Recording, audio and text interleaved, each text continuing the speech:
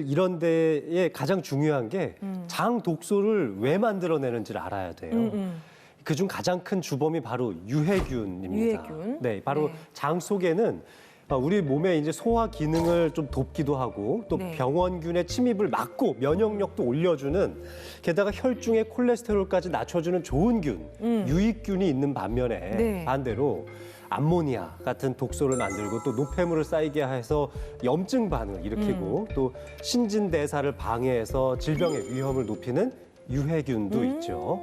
우리 장 속의 뚱보균이나 이 유해균이 우세할 경우에는 이 장내에 있는 이로운 이 유익균이나 또 다양한 역할을 하는 좋은 장내 세균의 생태계가 무너지게 되는 거죠. 한 연구를 보면은 이 장내 세균의 다양성이 떨어진 그룹은 뱃살을 늘리는 내장 비만이 훨씬 더 많았다고 합니다. 이 뚱보균은 이 식욕에만 영향을 미치는 게 아니라 지방하고 굉장히 친해요. 절친이라 보시면 되는데요.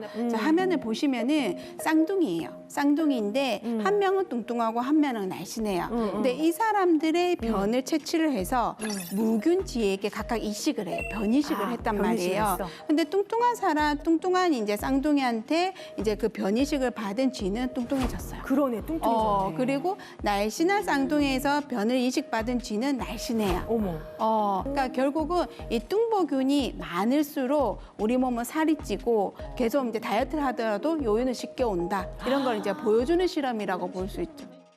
자, 나이 들수록 주체가 안 되는 뭐 복병, 뱃살. 이 뱃살을 빼고 장 속 그 뚱벼균. 이 뚱벼균을 내쫓고 장 건강 지켜줄 좋은 방법 이제 알려주시죠. 정말 우리 언니가 너무 다들 힘들어요.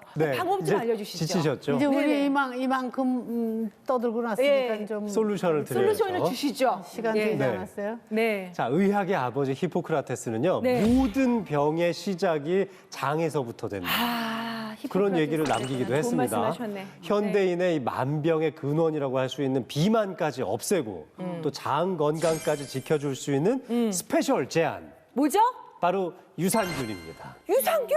네. 유산균을 드신다는데? 열심히 먹고 있는데. 아니, 근데 지금 저는 사실 아침에 일어나면은 제일 중요한 게 이제 양치하고는 더운 물. 따뜻한 물. 따뜻한 그거 물로 좋잖아. 한 컵을 마셔요. 나도 그래요. 그리고 나서 유산균을 좋지, 먹어요. 유산균 먹어요. 그리고 좋죠. 나서 유산균에 유산균을 빈속에 먹어요? 네? 빈속에 유산균 먹어? 더운 물 한 잔 먹고요. 아니 빈속에다 먹는 거지 그러니까 더운 물한 빈속에 잔 먹는 먹는 우리 사실 뭐 우리는 물 식사를 하고 안 들어가는데. 먹는데 빈속에 먹는 게 이제 위산이 좀 적을 때 먹을 수 있기 때문에 좀 더 아니 나을 수 근데 있습니다. 괜찮아요. 더 좋아요? 네. 오히려 아침에 먹으래요, 눈 뜨면. 너무 좋은 습관이에요. 이 밤사이에 쌓여져 있던 위산을 한번 한 잔 착 마시면서 따뜻한 물로 쫙 씻겨 내보내죠. 위산이 많이 희석되어 있는 상태에서 유산균을 드셨잖아요. 유산균은 이 위산에 굉장히 약하거든요. 약하구나. 그러니 그걸 알아서 다 하고 계셨던 거예요.